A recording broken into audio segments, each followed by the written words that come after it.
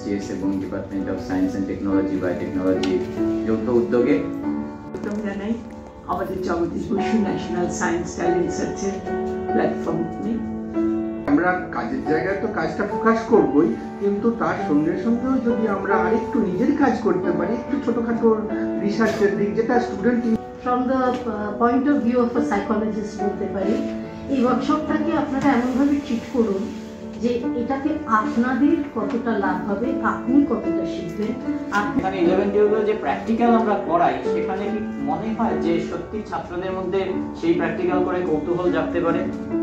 সাইকেলের diameter change করলে তাতে অত অঙ্ক বুঝতে হবে না, অঙ্ক না বুঝেও সে যদি এটা করে, এরপরে তাকে কাউকে ওইটা দেখিয়ে অঙ্কটা এটা করান।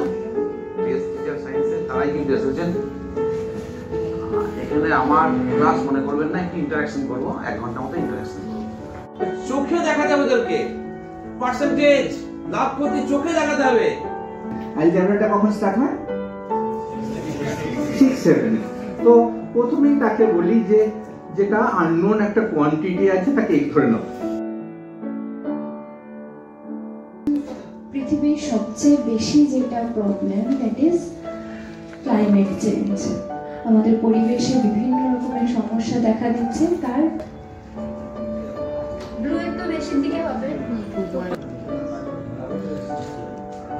একটা 42 একটা 43 করুন, তখন দেখবেন মিক্সার চেঞ্জ করবে।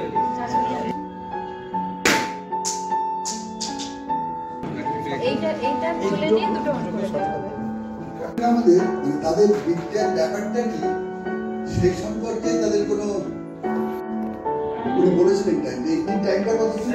75 সেকেন্ডে যারা পিছিয়ে গেছে না, তাদের যদি কোনো কিছু করে যদি তাদেরকে একবার অ্যাট্রাক্ট করাতে পারেন, তাহলে কিন্তু কেমিস্ট্রির মধ্যে আবার যখন ইনঅর্গানিক কেমিস্ট্রি পার্ট আছে, একেবারে সৃষ্টি ছাড়া একটা বিষয়।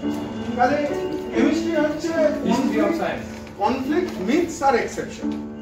ওখানে তো আমার তো ও H2 লিখলেও হতো।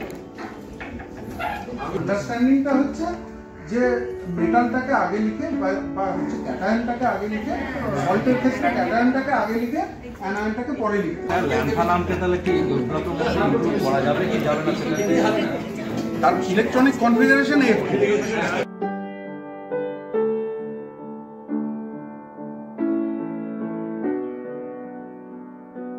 আমরা যেভাবে কোন একটা চ্যাপ্টারকে রিপ্রেজেন্ট করতে পারবো, সেটা কখনোই গুগল করে দিতে পারবে না। নাম হলো এই ছবিগুলো জাস্ট আপনাদের ইন্টারেস্টের জন্য, এবং নাম হলো কিছু আরবিয়ান, কিছু ফ্রান্সের আর কিছু জার্মান নাম থাকবে,